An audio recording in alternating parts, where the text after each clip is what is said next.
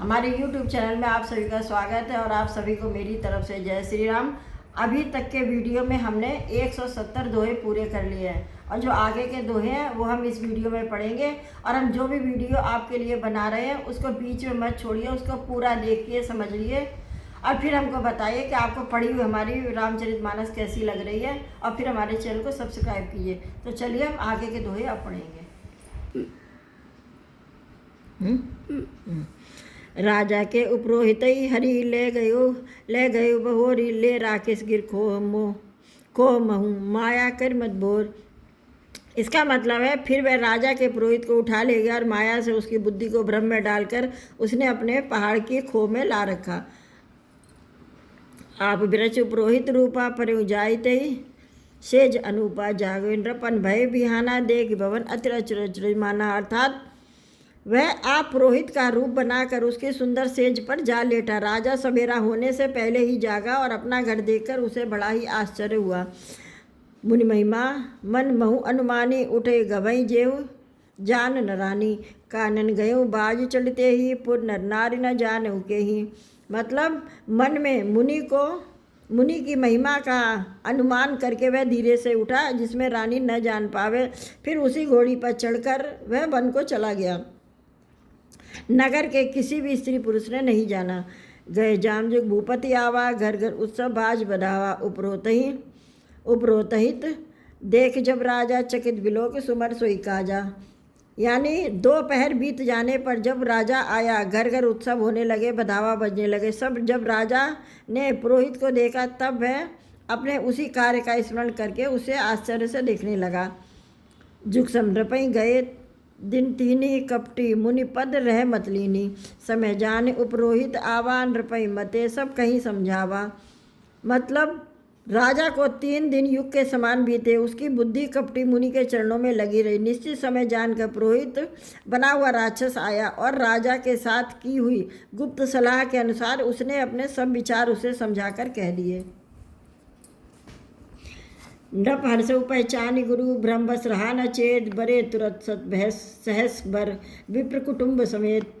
मतलब संकेत के अनुसार गुरु को उस रूप में पहचान कर राजा प्रसन्न हुआ। ब्रह्मवश उसे चेत न रहा कि वह तापस मुनि है या कालकेतु राक्षस। उसने तुरंत 1 लाख उत्तम ब्राह्मणों को कुटुंब सहित निमंत्रण दे दिया। उपरोहित जेवनार बनाई छरस 4 विधि जस ऋत गाई माया मैं तई कीन रसोई व्यंजन बहुगनी सकई न कोई। अर्थात पुरोहित ने 6 रस और 4 प्रकार के भोजन जैसा कि वेदों में वर्णन है बनाए। उसने मायामयी रसोई तैयार की और इतने व्यंजन बनाए जिन्हें कोई गिन नहीं सकता था। वेद मृगन कर आमिष राधा तई मोह विप्र मासु खल सादा भोजों कहूँ सा विप्र बुलाए पद पखारी सादर बैठाए। इसका मतलब है कि अन्य प्रकार के पशुओं का मांस पकाया, उसमें उस दुष्ट ने ब्राह्मणों का मांस मिला दिया। सब ब्राह्मणों को भोजन के लिए बुलाया और चरण धोकर आदर सहित बैठाया। पर संजमी लाग मई पाला भय आकाशवाणी तही काला विप्रबंध उठ ग्रह जाऊ है बड़ी हान अन्न जनी खाऊ।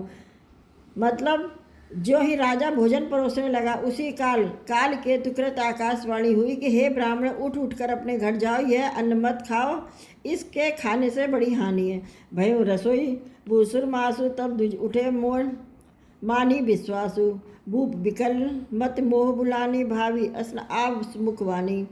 मतलब कि रसोई में ब्राह्मणों का मांस बना है। आकाशवाणी का विश्वास मानकर सब ब्राह्मण उठ खड़े हुए। राजा व्याकुल हो गया परंतु उसकी बुद्धि मोह में भूली हुई थी। हो नारबस उसके मुंह से एक बात भी नहीं निकली। बोले विप्र सको तब नहीं कचकीन विचार जाय निशाचर हो नृप मूढ़ सहित परिवार। मतलब तब ब्राह्मण क्रोध सहित बोल उठे, उन्होंने कुछ भी विचार नहीं किया। अरे मूर्ख राजा, तू जाकर परिवार सहित राक्षस हो।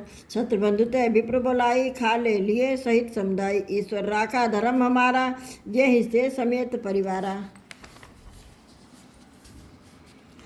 मतलब कि रे नीच क्षत्रिय, तूने तो परिवार सहित ब्राह्मणों को बुलाकर उन्हें नष्ट करना चाहता। ईश्वर ने हमारे धर्म की रक्षा की है, अब तू परिवार सहित नष्ट होगा।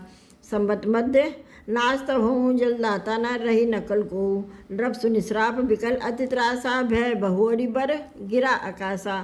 मतलब कि 1 वर्ष के भीतर तेरा नाश हो जाए, तेरे कुल में कोई पानी देने वाला तक ना रहेगा।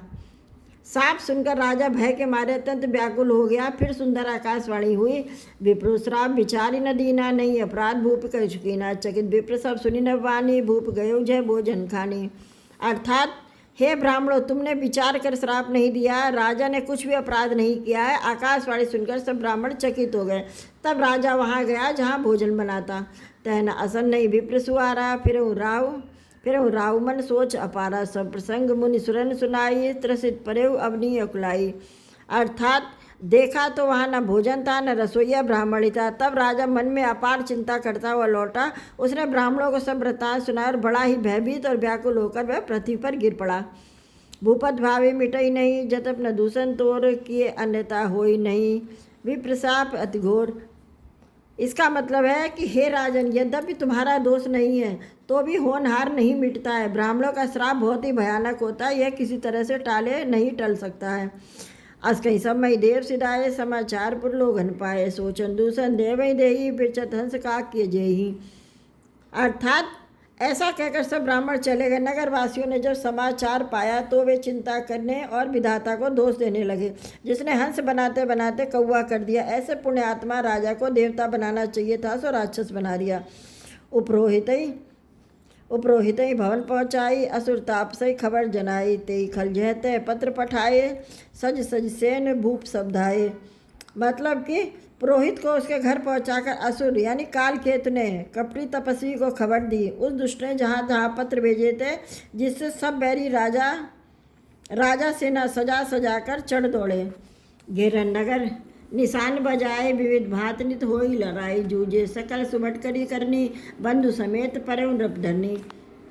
अर्थात और उन्होंने डंका बजाकर नगर को घेर लिया। नित्य प्रति अनेक प्रकार से लड़ाई होने लगी। प्रताप भान के सब योद्धा सूरवीरों की करनी करके रण में जूझ मरे। राजा भी भाई सहित खेत कर रहा। सत्यकेतु कुल कोई न बाचा, विप्र श्राप किमि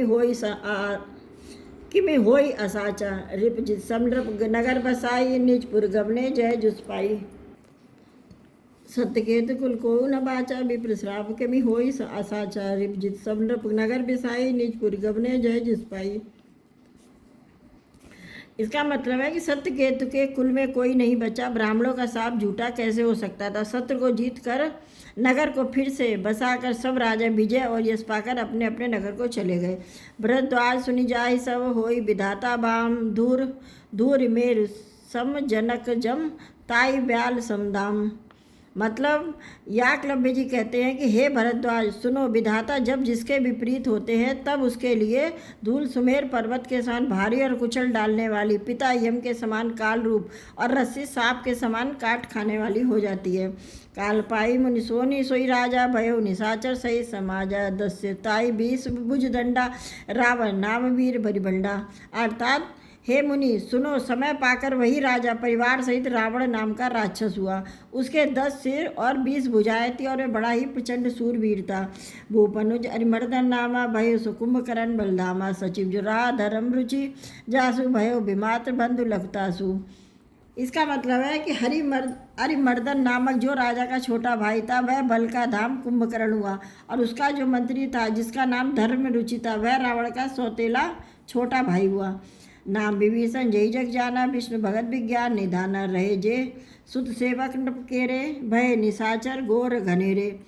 अर्थात उसका विभीषण नाम था जिसे सारा जगत जानता है। वह विष्णु भक्त और ज्ञान विज्ञान का भंडार था, और जो राजा के पुत्र और सेवक थे वे सभी बड़े भयानक राक्षस हुए। कामरूप खल जिनस अनेका, कुटिल भयंकर विगत विवेका, कृपा रहित हिंसक सब पापी, बरन न जाई विश्व परितापी। मतलब वे सब अनेकों जात के मनमाना रूप धारण करने वाले दुष्ट, कुटिल, भयंकर, विवेक रहित, निर्दयी, हिंसक, पापी और संसार भर को दुख देने वाले हुए। उनका वर्णन नहीं हो सकता है। इस वीडियो में हमारे 175 यानी 175 दोहे कंप्लीट हो गए हैं, और जो इसके आगे के दोहे हैं वो हम नेक्स्ट वीडियो में पढ़ेंगे। प्लीज़ आप हमारे रामचरितमानस के सभी वीडियो जितने भी हमने डाले हैं आप ध्यान से सुनिए, उसको बीच में मत रोकिए, और जो समझ में आता है तो हमारे चैनल को सब्सक्राइब करिए। तो आइए अब हम अगले वीडियो मिलेंगे। आप सभी को हमारी तरफ से राम राम।